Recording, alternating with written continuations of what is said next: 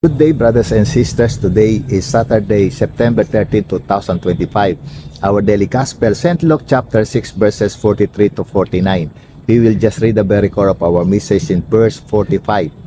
The good person out of the good treasure of his heart produces good, and the evil person out of his evil treasure produces evil, for out of the abundance of the heart his mouth speaks.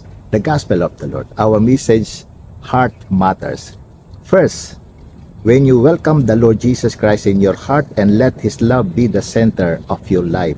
Kapag tinanggap mo ang Panginoong Jesucristo sa iyong puso at hayaan ang kanyang pag-ibig na maging sentro ng iyong buhay. Second, when you receive the Word of God in your heart and become enlightened and motivated by the will of God. Kapag natanggap mo ang salita ng Diyos sa iyong puso, naliwanagan at naging motibasyon ng kalooban ng Diyos.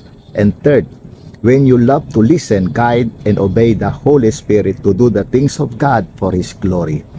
Kapag gusto mong makinig, gabayan, at sundin ang banal na Espiritu upang gawin ang mga bagay ng Diyos para sa kanyang kaluwalhatian.